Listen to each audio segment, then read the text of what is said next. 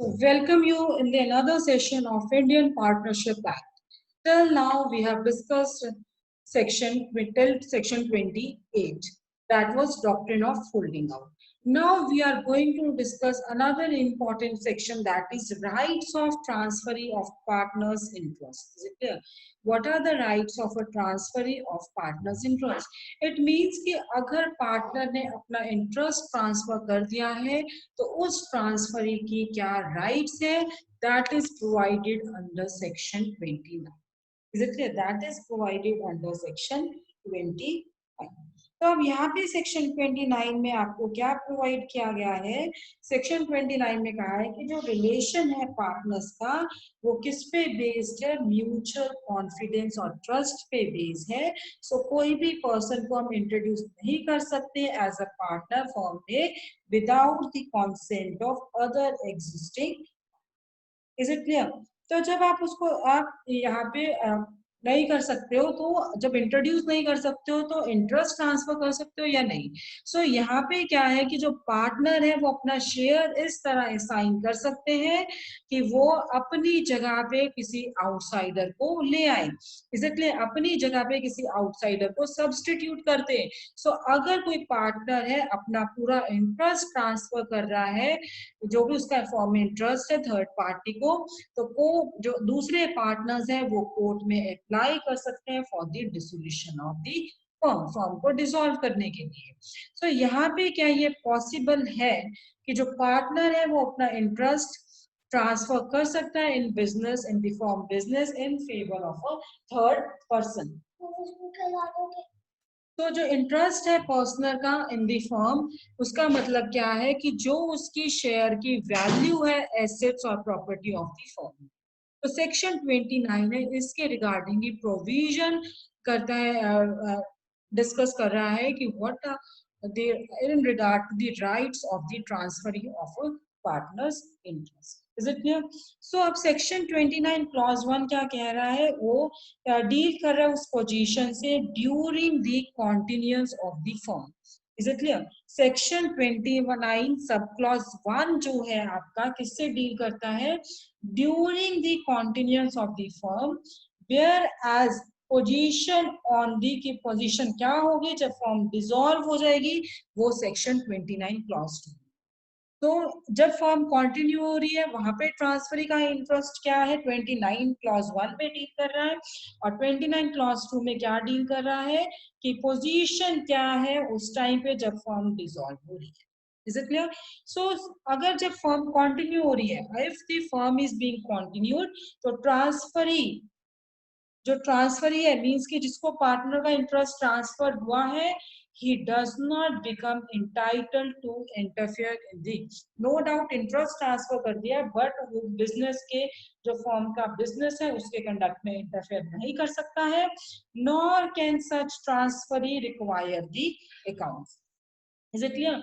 और ना ही वो ट्रांसफरी है, ट्रांसफरी को कोई अकाउंट्स चाहिए. Is it clear? ट्रांसफरी है, ट्रांसफरी को कोई अकाउंट्स भी नहीं देखेगा. वो इंस्पेक्ट अगर ना ही वो कोई फर्म की बुक्स को इंस्पेक्ट कर सकते. ठीक है? सो 29 क्लॉज 1 में आपको यही बताया है कि अगर फर्म कंटिन्यू हो रही है, पार्टनर ने अपना इंटरेस्ट किसी थर्ड पार्टी को ट्रांसफर कर दिया है, तो वो ट्रांसफर ही है, वो बिजनेस के कंडक्ट में पार्टिसिपेट नहीं करेगा, इंटरफेयर नहीं करेगा, और ना ही कोई उसको कोई ट्रांसफरी अकाउंट्स देखेगा, और ना ही कोई फॉर्म की बुक्स है उसको इंस्पेक्ट करेगा. Is it clear? So secondly क्या है कि वो he is bound to accept the accounts of profit agreed by the party. जो पार्टनर ने अग्री किया है प्रॉफिट, उसके लिए ही इज बाउंड, और उसके यही राइट है कि वो प्रॉफिट ट्रांसफरी पार्टनर को जितना प्रॉफिट मिलना है, जितना उसका शेयर है, वो किसको मिलेगा? ट्रांसफर. तो अब ये रीजन क्या है कि जो ट्रांसफरी है वो बिजनेस के कंडक्ट में इंटरफेयर नहीं करेगा? क्योंकि जो पार्टनरशिप है, पार्टनरशिप किस पे बेस्ड है? It is based on mutual confidence and trust between the partners. So वहां पे जब वो तो इंटर कोई भी थर्ड पार्टी या कोई भी आउटसाइडर है उनके बिजनेस में इंटरफेयर नहीं करेगा उस वजह से. किस वजह से? क्योंकि जो उनका रिलेशन है that is based on mutual confidence and trust. Next क्या है कि जो फर्म है, फर्म डिसॉल्व हो रही है या ट्रांसफरिंग पार्टनर है, फर्म डिसॉल्व हो रही है या फिर आपका कोई ट्रांसफरिंग पार्टनर है, इज इट क्लियर? ये क्लॉज 2 में कहा है, तो वहां पे ही सीजेस टू अ पार्टनर जब उनकी फाइनल सेटलमेंट हो रही है अकाउंट्स, तो उस टाइम पे जो ट्रांसफरी है he is entitled to the share of the assets of transferring partner, और इसको असरटेन करने के लिए जो शेयर है is also entitled to the accounts as from the date of dissolution. Is it clear? Last क्या है कि शेयर ऑफ पार्टनर का मतलब क्या है? What is meant by the share of partner? To his proportion of partnership assets after they have been realized and converted into money, and all the partnership liabilities हैं वो पे की गई हैं और discharge की गई हैं. Is it clear? So look at section 29 now, clause 1. Let us read. A transfer by a partner of his interest in the firm, either absolute or by mortgage, or by the creation by him of a charge on such interest, does not entitle the transferee during the continuance of the firm to interfere in the conduct of the business or to require accounts or to inspect the books of the firm, but entitles the transferee only to receive the share of the profits of the transferring partners, और जो transferee है वो accept करेंगे accounts of profits agree to by the partners. Is it clear? Second clause देखिए क्या है कि अगर जो फर्म है, फर्म किससे फर्म डिसॉल्व हो रही है या ट्रांसफरिंग पार्टनर है ceases to be a partner, तो transferee he is entitled as against the remaining partners to receive the share of assets of the firm, जिससे कि ट्रांसफरिंग पार्टनर entitled है, and for the purpose of ascertaining the share to an account as from the date of dissolution. Is it clear? So section 29 clause 1 किससे deal कर रहे हैं? Position during the continuance of the firm. Position during the continuance of the firm, और जो आपकी section 29 two clause है वो कौन सी पोजीशन से डील कर रहा है? जब फॉर्म आपकी डिसॉल्व हो जाए। Is it clear? सो अब यहाँ पे क्या है, यहाँ पे कि आप अगर ट्रांसफर कर रहे हो, वैसे आप आउटसाइडर को ट्रांसफर नहीं कर सकते हो, लेकिन फिर भी अगर आउटसाइडर को ट्रांसफर कर रहे हो तो वहां पे आपकी राइट्स बताई गई हैं कि राइट्स क्या है। तो सेक्शन 29 ये क्या है? It is subject to the terms of partnership agreement. So ये प्रोवाइड कर सकता है कि अगर कोई भी पार्टनर्स है वो अपना शेयर सेल कर रही है, he should sell it to the other partners और to the outside. Is it clear? So now very important section, that is section 30. Section 30 आपकी क्या बात करता है कि माइनर की क्या पोजीशन है जब उसको आप पार्टनरशिप के बेनिफिट्स में एडमिट करते हो। देखो जब माइनर क्या है, माइनर अगर आपने कॉन्ट्रैक्ट एक्ट में पढ़ा है, इंडियन कॉन्ट्रैक्ट एक्ट 1872 में, कि जो माइनर के साथ अगर आप कॉन्ट्रैक्ट कर रहे हो, कोई भी अग्रीमेंट कर रहे हो, तो वो क्या होता है? वॉइड एब initio. That is void ab initio, means null and void. But इसीलिए उन्होंने कहा है कि जो यहाँ पे माइनर को डायरेक्टली एडमिट नहीं किया गया है, माइनर को पार्टनरशिप के बेनिफिट्स में एंटर किया गया है। अब जो पार्टनरशिप का रिलेशन भी है वो कहाँ से अराइज हो रहा है? कॉन्ट्रैक्ट से अराइज हो रहा है, स्टेटस से नहीं अराइज होता। ये सेक्शन 5 में क्लियरली लिखा है। सो जो जितने भी पर्सन हैं, so all therefore जितने भी persons हैं they should be competent to contract, जो partners हैं they should be competent to contract. now minor है he is incompetent to contract, तो जो उसका agreement है वो भी void होगा, इस वजह से he is incapable of becoming a partner in any partnership from section 10 and section 11 of Indian Contract. सो ये मोहरी बीबी वर्सेस धर्मदास घोष में भी यही हेल्ड हुआ था कि जो माइनर के साथ एग्रीमेंट है वो वॉइड एब इनिशियो है। अब आपका ये केस लॉस है CIT, that is commissioner of income tax versus Dwarka Das Khetan. अब इस केस में भी ये था कि जो पार्टनरशिप डीड्स हैं, उन्होंने क्या शो किया था कि माइनर एज अ पार्टनर। तो इन केसेस में कमिश्नर्स ने रिफ्यूज कर दी थी कि फर्म को हम रजिस्टर नहीं करेंगे, क्योंकि जो माइनर है वो पार्टनर नहीं बन सकता, सो पार्टनरशिप डीड्स इनवैलिड है और पार्टनरशिप itself ही void है। So this was upheld by the court. Now why a minor cannot be a partner?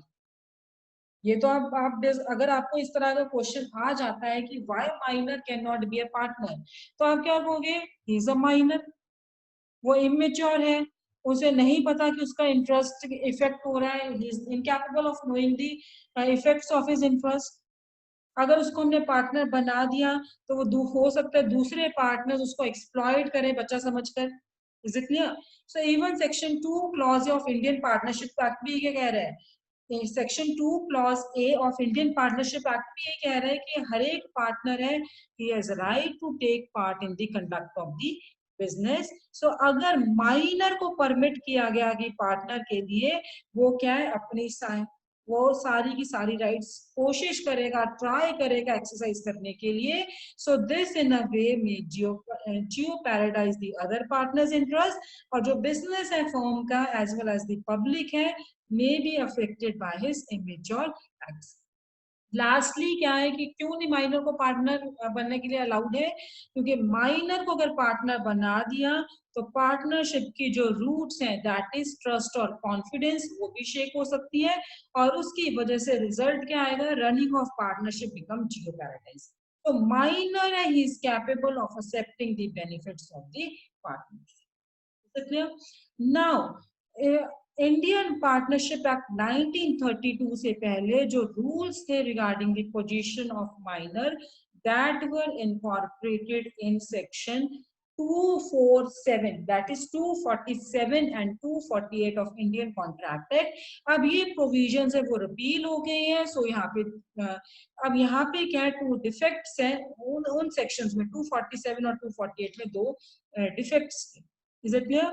वहां पे क्लियरली प्रोवाइड नहीं किया गया था कि अगर माइनर को पार्टनरशिप के बेनिफिट्स में एडमिट कर लिया तो उनकी राइट्स है लायबिलिटी क्या होंगी। और दूसरा डिफेक्ट क्या था कि अगर माइनर को एडमिट कर लिया है, जब उसने मेजॉरिटी अटेन कर लिया, that is 18 years age point, 18 years उन्होंने अटेन कर ली है, तो उनका राइट क्या होगा? To opt whether to remain as a partner और टू लीव द फर्म। ये भी क्लियर नहीं। Is it clear? नाउ इस एक्ट में जो प्रेजेंट एक्ट है, यहाँ पे कोई सर्टेनिटी, सॉरी, आपका जो पहले वाला एक्ट था उस टाइम पे कोई सर्टेनिटी नहीं थी। नाउ ये जो नया एक्ट है इंडियन पार्टनरशिप एक्ट 1932, इसमें ये डिफेक्ट्स नहीं है। This act has overcome the. Now section 30 clause 1 क्या प्रोवाइड कर रहा है कि माइनर जो है वो पार्टनर नहीं होगा फर्म में, but with the consent of the partners he may be admitted to the benefits of the partner. Is it clear? Minor clause 1 क्या कह रहा है? माइनर है, he can not be a regular partner in a firm, क्योंकि जो partnership है वो contract require करती है। So minor is incompetent under section 10 of contract act, but law क्या परमिट कर रहे हैं? Minor to be associated with firm for the purpose of benefit. तो सेक्शन 30 जो है आपका प्रोसीजर प्रोवाइड कर रहा है और rights and liabilities of minor. Law क्यों परमिट कर रहा है? व्हाई इज परमिटिंग कि माइनर को पार्टनरशिप के बेनिफिट्स में एडमिट किया जाए? First, for reducing the tax liabilities. Second क्या है? A future good potential partner may be attracted by giving him profits in the clear. So पहला क्या है? टैक्स लायबिलिटी को रिड्यूस करने के लिए। दूसरा क्या है? Future good potential partner may be attracted by giving him profits in the partner. तो सेक्शन 30 आपका क्या प्रोवाइड करता है? प्रोसीजर क्या है, राइट्स और लायबिलिटीज क्या है, why. Is it clear? So see now, minor may not be a partner in a firm, but with the consent of all the partners for the time being, he may be entitled to the benefits of partnership. So clear? He may be entitled to the benefits of partnership. So minor को अगर benefits of partnership में introduce करना है, means कि वहां पे valid partnership होनी चाहिए between the persons who are competing to form. Is it clear? So there is a case law, Lakshmi Narayan versus Beni Ram. Lakshmi Narayan versus Beni Ram. यहाँ पे two persons हैं, they have entered into partnership in 1900 under style Beni Ram Motilal. तो यहाँ पे क्या था, हॉटीलाल की death हो गई थी, बेनी राम ने बिजनेस कंटिन्यू किया under the old name and style with the partnership firm. So Hotilal minor son, जिसकी डेथ हो गई थी, हॉटीलाल का जो माइनर सन था, उन्होंने एलिज किया कि अपने फादर की डेथ के बाद उसको भी पार्टनरशिप के बेनिफिट्स में एडमिट किया जाए. सो यहाँ पे क्या हेल्ड हुआ था कि जो प्लेंटिफ है वो बेनिफिट्स ऑफ पार्टनरशिप में एडमिट नहीं हो सकता, क्योंकि वहां पे पार्टनरशिप भी एग्जिस्ट नहीं हो रही है. जब कभी भी एक पर्सन से पार्टनरशिप फॉर्म नहीं होती है, सो पार्टनरशिप है वो डिसॉल्व हो गई थी after the death of the Hotilal. So moreover जो प्लेंटिफ है वो माइनर है, could not enter into contract with Beni Ram to form the. Is it clear? So this was the case of Lakshmi Narayan versus Beni. Is it clear?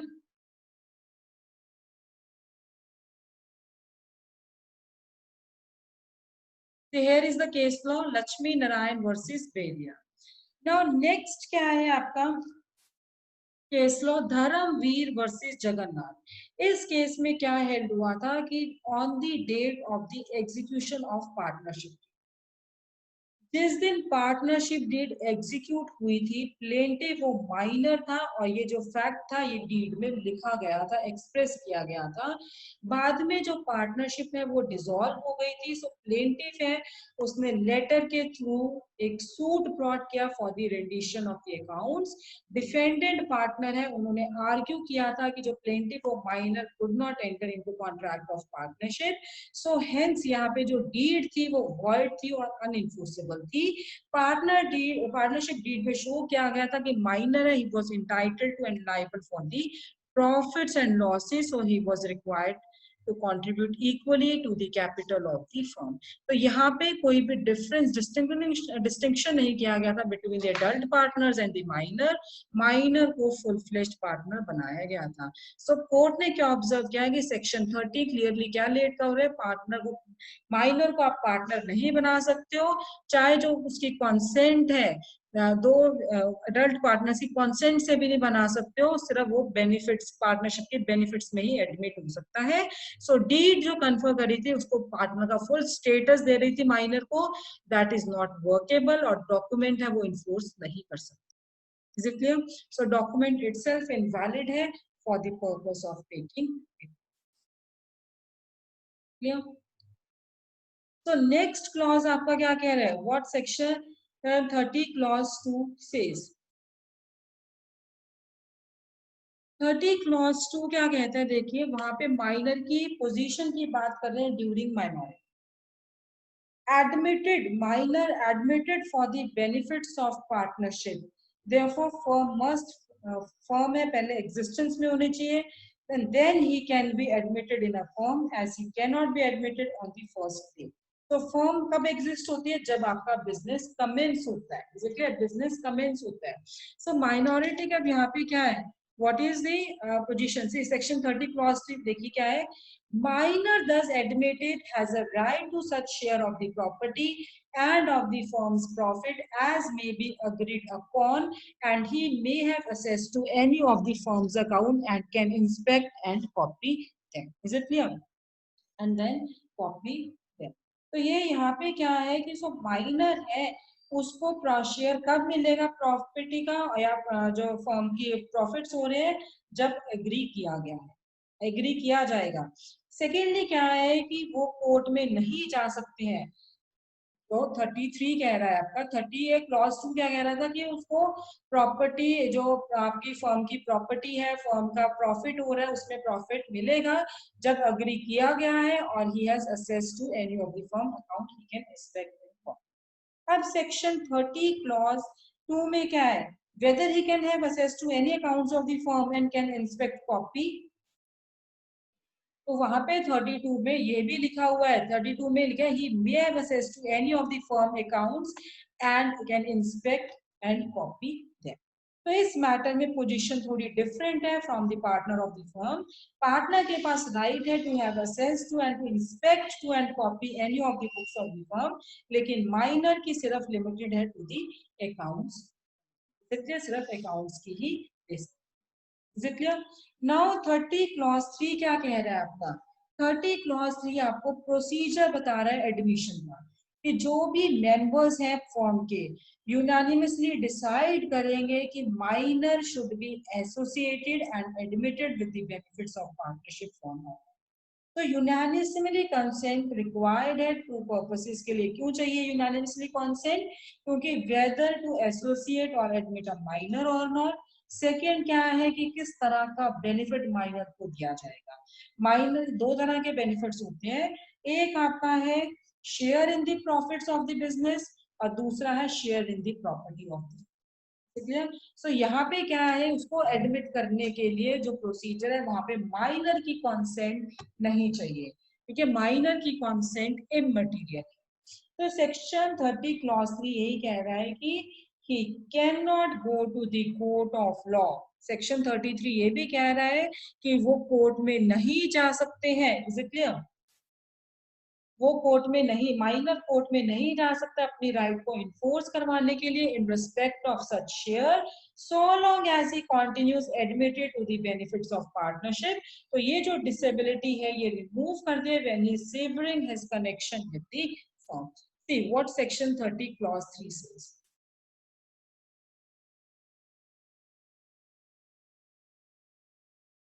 Such minor share is liable for the acts of the firm. Minor का share liable है for the acts of the firm, but minor वो personally liable नहीं है for any such acts. Is it clear? He is not liable for any such, personally वो liable नहीं है. Clear? So यहाँ पे आप देखिए subsection 4 क्या कह रहे हैं. According to subsection 3, every partner is jointly and severally liable for the acts of the firm. So his liability is unabated and can extend to his personal property. लेकिन minor on the other hand एक personally liable नहीं है, इसका सिर्फ share he liable. Now 34, such minor may not sue the partners for an account or payment of a share of property or profits of the firm, save when severing his connection with the firm. वो क्या है कि वो court में नहीं जा सकते हैं माइनर्स, वो पार्टनर्स को स्यू नहीं करेंगे फॉर एन अकाउंट और payment of a share of the property और profits of the firm, save when severing his connection with the firm. और उस केस में जो अमाउंट है शेयर का shall be determined by valuation which is made as far as possible in accordance with the rules contained in section 40. फिर इसके आपकी proviso भी है ऐसी. Proviso क्या कह रही है? What proviso is saying? Proviso that provided that all the partners acting together or कोई भी partner entitled to dissolve the firm upon the notice to the other partners may elect in such suit to dissolve the firm. कि जो partners act कर रहे हैं या any partner जो चाहता है फर्म को डिसॉल्व करवाना, वो नोटिस देके दूसरे पार्टनर्स को डिसॉल्व करवा सकता है. And thereupon the court shall proceed with the suit as one of the dissolution. And the court क्या proceed करेगा? Dissolution का suit है और for settling the accounts between the partners. So amount of share of the minor है shall be determined along with the share of the partners. इसलिए जो minor का जो share है वो कैसे determine होगा? By the along with the shares of the partners. Now what clause 5 says? Clause 5 और 6 देखो क्या कहते हैं. क्लॉज 5 क्या कह रहा है कि किसी भी टाइम पे at any time with in 6 months of his attaining majority, at any time within 6 months of his attaining majority or of his obtaining knowledge, he had been admitted to the benefits of partnership. इतना देखो पहले कि जब उसने majority attain कर ली है, जो माइनर एडमिट किया गया था बेनिफिट्स ऑफ पार्टनरशिप में, now he has attend the majority.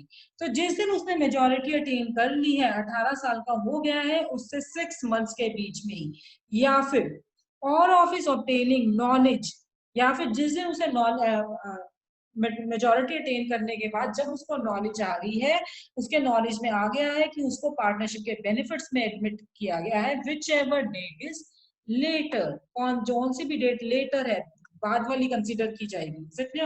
Sir suppose आज वो मेजॉरिटी 18 साल को हो गए, लेकिन अब उसको नॉलेज नहीं है कि he has been admitted to the benefits of partnership, उसको 6 महीने बाद पता लगता है कि उसको एडमिट किया गया है पार्टनरशिप के बेनिफिट्स में। तो अब डेट कौन सी पीछे बाद वाली है, जब उसकी नॉलेज में आया है। वो पर्सन है, सच पर्सन मींस माइनर, जो एडमिट हुआ था मेजर हो गया है, वो पब्लिक नोटिस दे देगा कि he has elected to become, या तो नोटिस दे देगा कि ही हैज इलेक्टेड, उसको पहले माइनर पार्टनरशिप के बेनिफिट्स के लिए एडमिट किया गया था, अब उसको एडमिट किया, now he has elected to become a partner, या फिर वो कौन सा नोटिस देगा, और that he has elected not to become a partner in the firm, चाहे उससे पार्टनर बनना है नहीं बनना, उसको नोटिस जरूर देना पड़ेगा, और वो नोटिस है उसकी पोजीशन फॉर्म में रिगार्ड उसी तरह से कंसीडर करेगी, नोटिस से ही उसकी position consider. Is it clear? Next clause से प्रोवाइजो भी है सेक्शन क्लॉज 5 के साथ। तो क्लॉज 5 क्या कहते हैं, if he fails to give such notice he shall become a partner in the firm on the expiry of the six. So जो अगर जो सेक्शन 30 क्लॉज 5 के अंडर आपको राइट एक्सरसाइज करनी है, जो ऑप्शन की राइट एक्सरसाइज करनी है, ये जरूरी है कि जो फर्म है मस्ट बी इन एग्जिस्टेंस जब माइनर ने अटेन किया मेजॉरिटी, अगर फर्म ऑलरेडी डिसॉल्व हो गई है before the minor attain the majority. तो क्वेश्चन क्या था इसका, of the exercise option does not arise, और ये जो माइनर है वो एडमिट नहीं होता बेनिफिट पार्टनरशिप के बेनिफिट्स में, and he can not be presumed to have a partner on the expiry of period of 6 months from the date of his. Now there is a case law, Shiva Gowda versus Chandrakanta.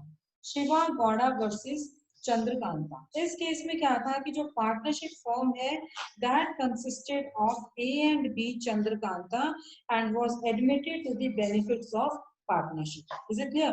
So form है वो indebted है to the appellants, और उसके बाद partnership है वो dissolve हो गई है, पार्टनरशिप है वो डिसॉल्व हो गई है। तो चंद्रकांता ने मेजॉरिटी अटेन की है, बट उन्होंने सेक्शन 30 क्लॉज 5 के अंडर अपनी राइट नहीं एक्सरसाइज की। क्लियर? 30 क्लॉज 5 के अंडर अपनी राइट एक्सरसाइज नहीं की है कि he did not want to become the partner. तो अगर वो राइट एक्सरसाइज नहीं की है, so he will be considered as a partner. Is it clear? तो नाउ अगर अब इसी केस में वो appellants हैं, they have failed to recover the dues from A and B, they have brought an action against Chandrakanta, जिसमें उन्होंने content किया है कि since he had failed to exercise an option within the period of 6 months of his attaining the majority, जो कि section 30 clause 5 में stipulate किया गया है, he had become a partner, so he should also be adjudicated insolvent for the debts of the।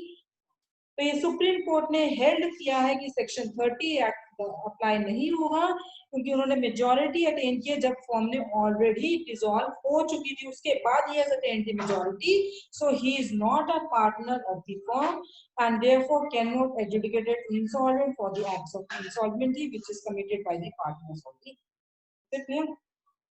so this was the case। now 36 में देखिए क्या है, 30 clause 6, where any person has been admitted as a minor to the benefits of a partnership firm, where any person has been admitted as a minor to the benefits of a partnership in a firm, burden किस पे prove करने का, fact पे that such person had no knowledge of such admission। जब person को admit कर लिया उसमें पार्टनरशिप की बेनिफिट्स में एज अ माइनर, बर्डन किस पे प्रूव करने का, इफेक्ट ये पर्सन इसको कोई नॉलेज नहीं थी इस एडमिशन की until a particular date after the expiry of 6 months। 35 में हमने यही कहा है कि 35 उसको क्या है कि within 6 months उसको एक्सेप्ट किया, रिजेक्ट करना पड़ेगा। अब उसको नॉलेज नहीं दी है, कौन प्रूव करेगा? वही पर्सन जो ये फैक्ट कह रहा है, जो ये फैक्ट कह रहा है, इज इट क्लियर? वो ही प्रूव करेगा कि उसके पास कोई नॉलेज। ना 30 क्लॉज 7 क्या कह रहा है कि जब वो पर्सन पार्टनर बन गया, when such person becomes a partner.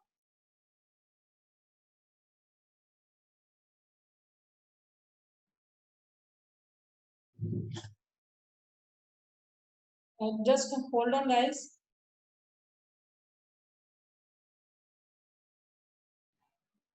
क्या माइनर की क्या पोजीशन है जब वो पार्टनर बन गया 37 के अंदर? 37 क्या कह रहा है? 30 क्लॉज 7 कि इसकी जो जब पार्टनर माइनर पार्टनर बन गया है, when he becomes a partner, at that time his जो उस माइनर की राइट्स और लाइबिलिटीज हैं उस डेट तक कंटिन्यू होंगी on which he becomes a.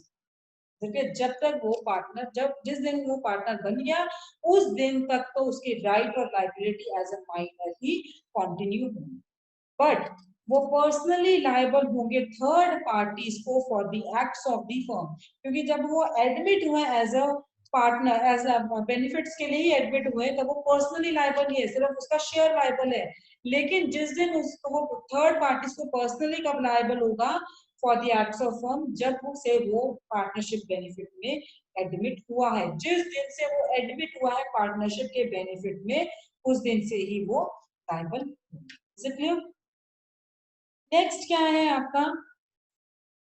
B clause कि जो उसका शेयर है फर्म की प्रॉपर्टी में या प्रॉफिट में, वो सेम होगा जो उसको एज अ पार्टनर, जब वो he is entitled as a partner. ठीक है, जो एज अ पार्टनर एक पार्टनर को मिल रहा है, उसका माइनर का भी वही होगा। जब वो मेजर हो जाएगा उससे वही वही शेयर मिलेगा प्रॉपर्टी और profit. Is it clear? So यहाँ पे क्या है आपका? क्लियर है कि क्लॉज ए में क्या है, माइनर पर्सनली कब लायबल होता है? जिस दिन से उसने पार्टनरशिप में उसको एडमिट किया गया था। Is it clear? From the back date, not from the date when he attained the majority.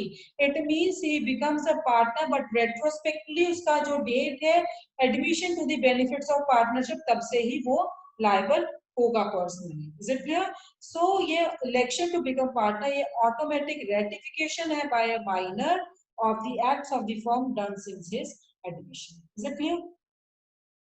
Now 38, 38 क्या बताता है? 30 क्लॉज 8 क्या बताता है कि माइनर की पोजीशन क्या है अगर उसने ये चूज किया है कि not to become a partner. 30 clause 7 में तो ये था कि वो पार्टनर बन गया, अब लेकिन माइनर है, मेजर हो गया, उसने इलेक्ट कर लिया कि उसको पार्टनर नहीं रहना है, तो उसकी जो राइट्स और लाइबिलिटीज है वो सेम रहेंगी as that of minor up to the date of giving, और up to the date on which he gives public. मैंने आपको 35 में ये बताया था कि चाहे उसको पार्टनर बनना है नहीं बनना, उसको नोटिस देना पड़ेगा। तो उसकी राइट्स और लाइबिलिटी कब तक माइनर की कंटिन्यू होंगी? On the date on which he gives the public ने नोटिस। जब तक वो पब्लिक नोटिस नहीं देगा तो उसकी राइट्स और लाइबिलिटी कंटिन्यू। सेकेंड क्या है कि जो लाइबिलिटी है as regards his share, liability regarding his share, वो कब तक कंटिन्यू होता है? Up to the date of notice. ठीक है, up to the date of notice. So neither his share in the firm is liable nor this arises any portion of personal liability. तो यहाँ पे क्या है? his share shall not be liable for any of the acts done after the date of notice. Third क्या कह रहे हैं? he shall be entitled to sue the partners for his share. वो अपने पार्टनर्स को स्यू कर सकता है अगर उसको शेयर नहीं देंगे प्रॉफिट में, सॉरी फर्म की प्रॉपर्टी में शेयर नहीं मिलेगा या फर्म के प्रॉफिट्स में शेयर नहीं मिलेगा, वो सब सेक्शन 4 के अकॉर्डिंग अपने पार्टनर्स को स्यू कर सकते हैं। तो अब सेक्शन 30 क्लॉज 9 क्या कह रहे हैं? What section 30 clause 9 6? वो कह रहे हैं 30 क्लॉज 9 क्या कह रहा है कि अगर मेजॉरिटी अटेन करने के बाद, अगर मेजॉरिटी अटेन करने के बाद वो अपने आप को रिप्रेजेंट कर रहा है या नोइंगली परमिट कर रहा है अपने आप को कि वो एज अ पार्टनर रिप्रेजेंट कर रहा है फॉर्म में, तो लाइबिलिटी किस ग्राउंड पे होगी? उसको डॉक्ट्रिन ऑफ होल्डिंग आउट के ग्राउंड पे होगी। The liability will be on the ground of doctrine of holding. तो ये रहा आपका सेक्शन 30 क्लॉज 9। Section 30 clause 9 के according nothing in subsection 7 and 8 shall affect the provision of section 28. So subsection 9 वो आपको section 28 पे operation को save कर रहे हैं from the effect of cessation of liability as stated in this section. So majority attain करने के बाद minor है अपने आप को represent कर रहे हैं, knowingly permit कर रहे हैं to be represented as a partner in the firm. So उसकी liability क्या होगी? होल्डिंग आउट के बेसिस पे उसकी liability होगी। Is it clear? So now let us discuss. There is a question on this point. A partnership firm है, partnership form है, वो इंगेज है किसी बिजनेस ऑफ सर्कस में, और वहां पे क्या एक पार्टनर के को बुलाया गया कि वो एलिफेंट्स अरेंज करे फ्रॉम असम। के ने एंटर किया था into an agreement with the owner of trained elephant to lend him his trained elephant. So वहां पे क्या था कि उसको वाइल्ड एलिफेंट्स कैच किए थे, और इस कंडीशन पे कि जो इवेंट है लॉस और डेथ का उस trained elephant during the period of employment with K, he shall stand to indemnify the owner of the tune for ₹50 lakh. Is it clear? Partnership, repeating it again, guys.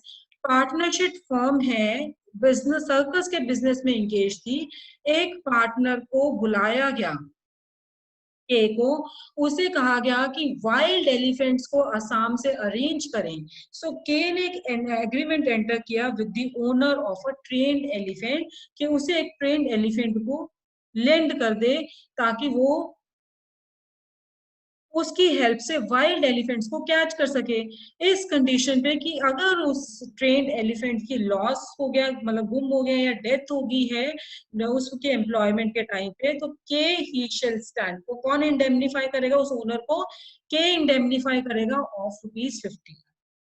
अब इंसिडेंशली क्या हो गया कि जो trained elephant है उसकी death हो गई थी during the course of employment.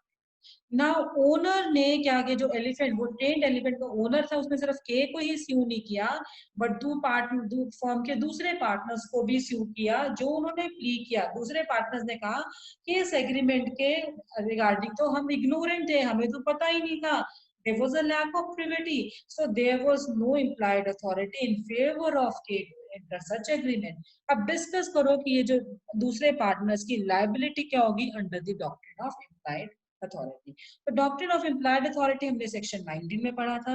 वहां पे क्या है कि power of partner as an agent to represent the firm for its business purpose को हम इम्प्लाइड अथॉरिटी कह रहे हैं।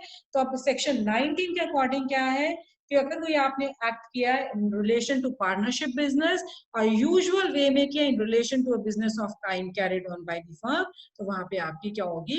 इम्प्लाइड अथॉरिटी होगी। So whether a given act जो पार्टनर वो पार्टनर ने किया है कैरिंग बिजनेस में यूजुअल वे में, जो हमारे पास गिवन फैक्ट्स हैं उसके अकॉर्डिंग ये जो एक्ट है वो पार्टनर ने किया है in carrying on the business in the usual way, ये क्वेश्चन है डिटरमाइन करने के लिए क्या वो उसके बिजनेस का नेचर था, प्रैक्टिसेस थी, क्या वो हो रहा था। सो पार्टनर के पास इम्प्लाइड अथॉरिटी है। अगर सपोज उनका कमर्शियल बिजनेस है, बाइंग सेलिंग का है, तो वहां पे इम्प्लाइड अथॉरिटी है पार्टनर की कि वो मनी बोरो कर सकते हैं, लोन ले सकते हैं, बट नॉन ट्रेडिंग फॉर्म में नहीं।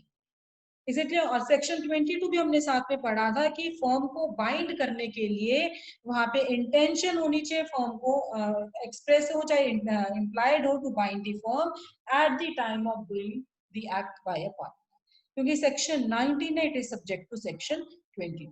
तो पार्टनर जब बोरो कर रहे हैं अपने नाम पे, पार्टनर्स जब बोरो कर रहे हैं अपने नाम पे, ठीक है, तो वहां पे क्या होगा? तो वहां पे केस लॉ है इससे रिलेटेड आपका चंद्रा साहू वर्सेस कसीम खान। इसमें क्या हुआ था कि जो लोन था पार्टनर ने लिया था अपने नाम पे और पर्सनल क्रेडिट प्लेज किया था, कैलकाटा हाई कोर्ट ने होल्ड नहीं किया था उसका वो पार्टनर को लाइबल, क्योंकि यहाँ पे देखो, यहाँ पे लोन है, पार्टनर ने अपने नाम पे लिया था, प्लेज किया था personal credit. Calcutta high court ने को पार्टनर्स है, मींस की जो दूसरे पार्टनर्स है उनको लाइबल नहीं ठहराया था, ऑल्दो उन्होंने अमाउंट यूज किया था अपने बिजनेस को चलाने के लिए, इसलिए to carry out a railway contract जो कि पार्टनरशिप के बिहाफ पे वो एग्जीक्यूट कर रहे थे।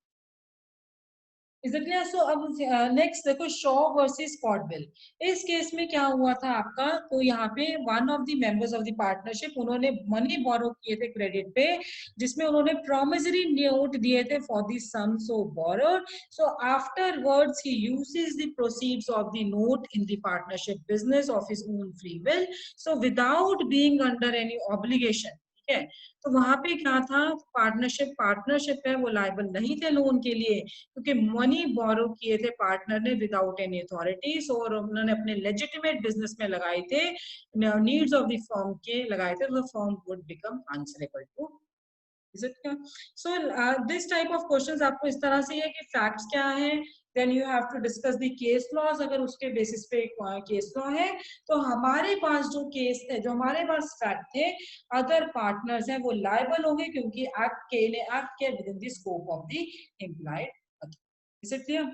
नेक्स्ट देखिए क्या है आपका, liability of the dormant partner extends only to the sum borrowed by active partner in capacity as a member of the firm. Ultimate use of the firm of money borrowed by one of its member is individually as his own credit does not render the firm liable. ठीक है, तो यहाँ पे आपको सारा discuss करना है, section 19 discuss करना है, सेक्शन 18 डिस्कस करना है उसके रिगार्ड। नाउ नेक्स्ट क्या है आपका, ए और बी पार्टनर्स है फर्म में जो कि फूड ग्रेन में डील कर रहे हैं। ए ने विदाउट नॉलेज और बी की कंसेंट से सीक्रेटली ब्राइब किया है clerk of a rival firm of C and D to obtain certain important business secrets of the said rival T. Is it clear? Rival firm, तो B liable है या नहीं? Repeating it again, facts देखिए दोबारा से आप। ए और B partners हैं फर्म में जो कि वो डील कर रहे हैं फूड ग्रेन्स में। ए को नॉलेज नहीं थी और बी की कंसेंट से, A doesn't have any knowledge and without the consent of the B secretly वो किसको ब्राइब कर रहे हैं, clerk of a rival firm of C and D to obtain certain important business secrets of the said rival firm. B liable है for the acts of, एक question आपसे पूछा गया है, क्या बी लाइबल है for the acts of the A? Discuss and decide. How far is the firm liable for the illegal acts of the partner which resulted in loss to the third party? अब यहाँ पे देखिए, जो अब आपका यह है, यहाँ पे सेक्शन 26 आ जाएगा। सेक्शन 26 क्या है कि अगर रॉन्गफुल एक्ट किए हैं पार्टनर ने, फर्म की लाइबिलिटी क्या है, अगर थर्ड पार्टी को इंजरी हुई है, तो यहाँ पे क्या फर्म लाइबल होगा therefore to the same extent as that of, क्योंकि यहाँ पे क्या वाइकेरियस लाइबिलिटी हमने पढ़ा। Is it clear? We have studied about the vicarious liability. तो यहाँ पे आप लॉर्ड वर्सेस, यहाँ पे केस तो काफी डिस्कस किया गया, ये नोट्स आपको मिल जाएंगे। You can contact Sachin sir, Krishna app पे आपको ये नोट्स मिल जाएंगे and you can solve this question. Is it clear? तो नेक्स्ट देखिए, तो यहाँ पे क्या प्रेजेंट केस में क्या है, यहाँ पे बी लाइबल होगा for the acts of A. Now next question C 16 का बी,